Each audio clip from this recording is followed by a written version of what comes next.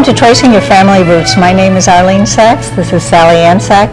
And today we'd like to welcome Dick DiBuono. Thank you very much for coming. Pleasure to be here. Dick is going to talk to us about Italian genealogy, which is a topic we really haven't covered much or touched at all. What started you on your genealogy research? Mostly the influence of my family, sitting around the dinner table listening to the stories that they related about my grandparents, all four of whom immigrated to this country from Italy. And when you were a kid, were your grandparents still around? Or? Yes, I had the pleasure of knowing them up through to my teenage years. Yes. So you did get and they were still speaking Italian, I assume. They learned English with quite an accent, but it was more readily easy for them to communicate with their children in Italian than it was in English. So you really got that feeling around at home. But your parents were both born here already? My parents were born here. And on my father's side, he was the first of the 6 members of the family born here. His oldest brother was actually born in Italy. Came over as a 13-month-old infant with my grandmother. And the family must have immigrated around the turn of the 20th century? Both families did, yes. 1906 for my paternal side and 1912 from my maternal side. Yeah. Right, that was a big... And how long ago did you start doing this? About 10 years ago, yeah. Okay, but you had those stories all those years. What started you 10 years, why 10 years ago, if you know? Boy, that's a good question. I think it was a friend of mine who prompted me to start doing it. And in fact it was, now that I think to answer your question. I had a friend of mine who was starting to do her genealogy and suggested that maybe that's something I would find interesting to do, and then I remembered all these stories, and I said, yeah, I'm going to go back, because I know the town. I knew the towns of my ancestors. I didn't have to struggle, like so many people do, to find out where their heritage is, and so it was easy for me to start looking for those records. And in short order, it says here on this paper you gave us, you are back to 1654? I'm very fortunate. I'm so envious. So you're going to tell us today how you went about doing this, basically. I guess the LDS, I bet, was the first one. You guessed correctly, Arlene. Those LDS microfilms. Latter-day Saints, we should say the whole name. Yes, known in the vernacular as the Mormon Church, right. They have gone about the world microfilming and microfiching all sorts of vital records. And I see you're even a volunteer at the library there. I am, yeah. I work at the Annandale Family History Center, which is one of their satellite centers. So you must be retired or semi-retired. So you have time for this. I do have time for this, along with golf. I spent a lot of hours at the Annandale one. So tell us the basics of the fact that you got to 1654 makes me think it's just a piece of cake to do Italian research, or no? No, not really. Okay, so tell us some of the ins and outs. Well, first of all, getting acquainted with the form of the records that you will find on those films and especially if you're not fluent in the language, is a bit of a task. But there are really wonderful guides. In fact, I brought one of them with me. This book by Trafford Cole is sort of a Bible for anybody in the United States or in English-speaking countries to start their Italian genealogy. It says how to use Italian civil, ecclesiastical, and other records.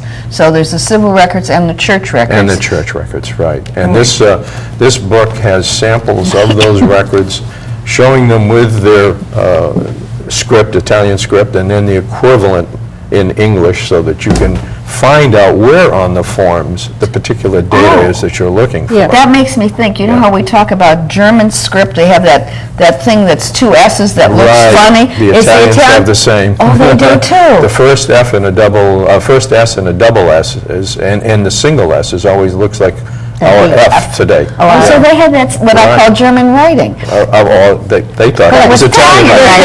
It's that kind of, Well, you find that maybe it was 19th century writing. I think so. It was, I think. Actually, I find it the same way in the 18th century. Now, with the Italian background, gather you at least heard the Italian and you could understand it. Can you read it? If it's I can. printed? I find it easier to read than I do to speak it. Okay. Yes, I find reading it fairly easy. The difficulty, of course, depends on which clerk was writing The handwriting, of course, but that can be English, Sure, too. sure, yeah. Well, now, did you actually study Italian, or you could just read from having heard it orally at home? I did take one college course here at Nova on the Alexandria campus, a college course that helped me a bit, but I didn't need that really to, in fact, I took that course not in preparation for reading the records, but for taking an actual trip to Italy to try to get access to the church records over there. So the church records are not microfilmed, but They're not enormous. microfilmed in the southern part where my family comes from on the paternal side. I don't know the reasons why LDS has not had access to those church records. Why don't you explain to us before that there were two parts of Italy? Maybe they can put the map Yes, on. yes. My paternal side comes from what most people would think of today as the start of the South. And those states in the South, like Molise, Abruzzo, Basilicata, Calabria, Sicily, Campania, where Naples is, were controlled by the Kingdom of the Two Sicilies, which is really a Bourbon Empire, which was Spanish and French. And the northern states, all the states north of there, were Rome and all the way up through Tuscany and into the Piedmont Lombard area. Those were controlled by the Pope and his forces. And there was always an antipathy between those two groups. And Napoleon came in 1806, I think it was, and started to impose, when he took over Italy, impose the Napoleonic Code, including the creation of civil records, because up till that time, only the church had been keeping baptismal, marriage, and death records. And he said that they can continue keeping their records, but we're going to now start instituting civil records. Well, he was ousted in about 1814. And as soon as he was, in the papal states, because they weren't happy about Napoleon, they immediately went back to just keeping church records. But in this part of the country that was in the Kingdom of the Two Sicilies, or had been, they reverted back. I mean, they continued on keeping civil as well as church records. I think it would be a good idea just to remind people, or maybe for the first time tell people, Italy wasn't always Italy. That's it wasn't correct. Italy until when? In the 1860s, about the time our Civil War was raging, Garibaldi and his forces went through from south to north and unified Italy. And that was, I think, fully established. The king was established in 1866, I think it was. And so from that point on, civil records were kept in all of Italy? And then the northern states recommenced their civil record keeping. Yeah. So it's important to know, obviously, the place where your ancestors came from, but is it the difference between the north and south that you've just mentioned, the only significant difference in the record keeping? It doesn't, I mean, once, there were lots of different kingdoms, as I remember. There was, the Duke of Tuscany and all these other, they didn't have different kinds of records? It didn't vary from state to state? The form of the church records was always consistent. Okay. And then once civil records, my experience has been, at least in the areas I've researched, that there was a uniformity to the civil records too. Okay. Starting with Napoleon, he had established, or his minions had established a form that's readily I bet you everybody, I wouldn't be surprised if it's the same form that all the records Throughout are. Europe, Yes. probably. Yeah. Yes. And then after the 1860s, when they created civil records throughout Italy, they used a slightly different form, but all the same data are on those forms. And they're uniform throughout the country now. So basically, you didn't have to do much beyond birth, death, and marriage records? Yes, and it was the marriage records that I proved to be the most valuable records in Italy, and I'll explain. People had really two marriage ceremonies. They would first go to the mayor and get married in a civil ceremony. Let me interrupt. Sure. Is this before 1860 or after 1860? This is actually going before 1860. Okay, All right. okay.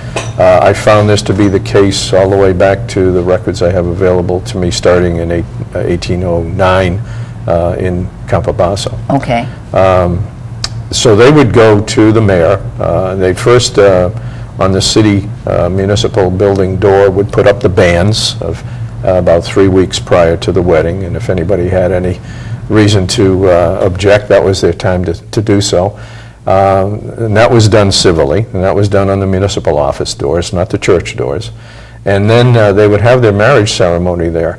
But before they could get married, they'd have to come to the mayor with their proof of birth and a proof of approval of their parents, Even if they were the age of majority? even if they were the age of majority. My great-great-grandfather was 37 years old and had to get the permission from his parents or prove that they were dead. Or prove that they were dead. Now, Is that the there's where the system? marriage records become very valuable. In fact, we sort of, those of us doing the genealogy there, to have sort of a macabre approach to it, because as we're doing the records, you say, oh, God, I hope their parents are dead. I hope their parents are dead. Because Why? now you have the death certificate has to be brought to the mayor to show that the parents are dead. And then you learn more. And then you learn more, because now you've learned another one, probably who the parents of the parents were. So now you're back to the grandparents.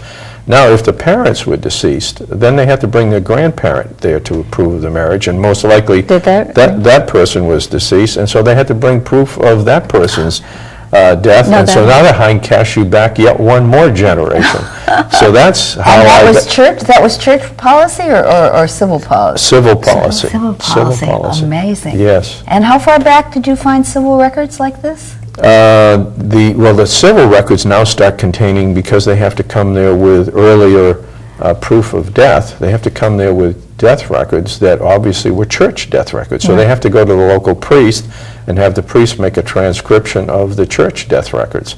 And so most of those earlier death records I have access to are actually church records, even though the church records themselves have never been made available for microfilming. They are there as part of the civil marriage records. So now, when you've gone back to Italy to do research, you've mostly done church records? Yes, that's the... And can anybody just walk into the church and say, hello, here I am, can I see your books? It's been my experience on 3 out of 4 cases that it's been that easy. I've gone to the priest, maybe not the day that I arrive, because he is quite busy with all of his duties, but he'll set up a date for me to come, and then usually just say, here's the room, here's the records, have access to them. And I have in my hands, records from handwritten in the 1700s that they entrust me when they walk away. Oh, my goodness. Do you write to them that you're coming to Italy, or do you wait until... I haven't. It probably would have been a nicer thing to do, but they've never been upset with me, except in one case where I wanted access to the actual records of a church that no longer existed, and the records had been stored in the cathedral. And so I went to the bishop's office. I got a more officious response there, where I had not come and beforehand and asked for an audience and what have you, so I didn't get access to those records during my stay. What was their excuse? They needed more time, or just that... Yes, that they would need time to locate the records and make them available to me. In a way, that sounds Yeah. Well, that sounds Right. reasonable, but it's Right. horrifying. If you've been handling records from if you're to 1654, you were handling records created in the 1700s. Mm-hmm. And they're in books? And the most beautiful leather-bound Bound book. volumes written on parchment. Okay, so then we don't have to Yes. worry about acid, but No, but they're it's just stored in... They're stored, and they could burn at any moment. That's what I'm thinking about, yes. And I've talked to all of them in my halting Italian about microfilming, and maybe if they were to make contact with the Mormons would come in and microfilm them, and as part of that arrangement, they usually leave a set of films. They always leave a Yes. set of films. And they all show interest, but whether they have followed up or not, I won't know until I go back again this September. Well, I think you can, you work in the library, can't you suggest, have. at one point, I remember them asking, do you know of records that should be filmed? Something like that. I have, through our local director, expressed interest in having the church, the Mormon church out of Salt Lake, where they operate from, go to the particular provinces that I'm interested in. But I think they have needs all over the world. Yes, they have this list of where they're going first. Sure. Yeah, certainly, but I mean, if something's sitting there on a list, I know. That's what I told them. I can actually give them the names of the priests to talk to. Actually, you talk about a Italian Genealogy Society. My thinking is, why don't they pony up a project, raise the money, and film them stuff themselves, but instead of just waiting, because you could lose the whole thing. I know. We lost a huge thing in Ukraine of Jewish records when this building, it was a cathedral, that they were storing the archives in, and they had a flood.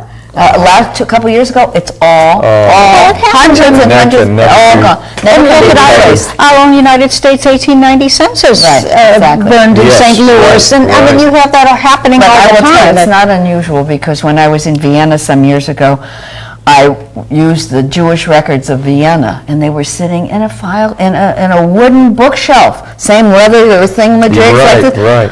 All it needed was just a match. I know, and they would have gone up in smoke. And of course, also they let me handle them. I could have been any psychopath with a razor. Yes, I mean, that's the other thing. I was amazed at how open they were to my handling these alone. They trusted me, and of course I honored the trust. Right, but you read about these things that disappear, and now I have a place at the highest of levels. Oh yes, there's been a map dealer arrested on my little island in Massachusetts who's a dealer in rare maps, and he was in these fancy libraries at Yale and other places, and he had a little razor.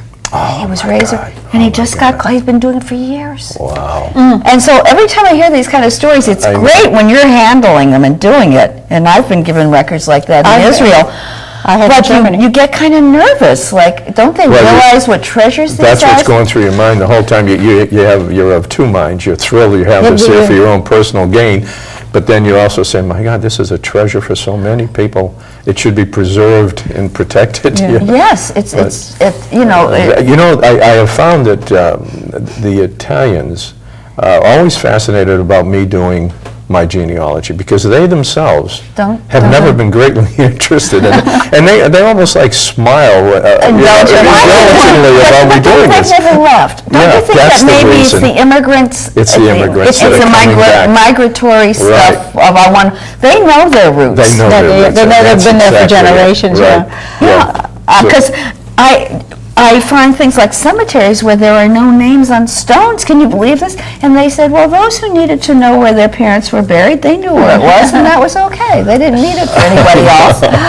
Let me just mention something. You mentioned cemeteries. You know, we're used to burying our dead, putting up a gravestone, and it's there for perpetuity. That's not the practice in Italy. It is. Unless you're a more wealthy person who can afford a mausoleum. Vault in a mausoleum, and then it's there in perpetuity. But the practice for burial is a person is put in the ground, a stone goes up, 20 years later, the stone comes down, the remains come out, and they're put in a what they call an ossuarium. And it's recorded as to the number on the box and what have you, but there are no more in the ground. There's no stone. And so if you're trying to find somebody in that cemetery, you won't. That's definitely not only Italy. No? We ran into that, well, first of all, in Germany, I know they do that in the Christian cemeteries. When we were riding along the Rhine River, and we were in Austria, we stopped at a church where they have a very small, I'd say the cemetery is maybe the size of this room, small. They are small. And 20 years, and then they throw their bones down in the cave. They put them someplace, and it's reused, so that obviously this is a Christian. A common practice and I think that's why Christians often don't understand why Jews because we have a perpetuity. It's not permitted to do that. So that's just one of the interesting points of the culture that you find when you go over there. I was just going to ask if you did cemetery research, so you wouldn't be. I visited more cemeteries. When we think about some of the, if you've ever been, I know in Peru we saw it in the Catholic Church. They laid out all the bones. They've got all of the bones. You look down on this thing, and all of the really? thigh bones are lined up, and all of it. No, it's in the church. Yeah, but the bones are in yeah, there. and then all the skulls are together, and then all. And these are all from the conquistadors that they were buried, and then later generations they undug them and laid them out in patterns. It was horrifying to me. But let's get back to this genealogy. Sure. You mentioned you have a lot of websites that you use. Do you want to talk about some that are particularly Italian? And to any of our audience, we will list all of these on our website, which is tracingroots.nova.org. And they can go there, and you've got so many, we can't list them all on. Sure. But we'll talk about a few of them. Well, there are those that I'm sure your audience and especially you people know about. Cindy's List is a place that I would tell anybody to go to first, and go to the Italian section under Cindy's List, CYNDI. What kinds of things exactly have you found that were useful? If you had all these birth, death, and marriage records that you could just go charging through, what else did you need? Well, sometimes you want to connect with other people who are researching in the same area you are, and particularly the same family names.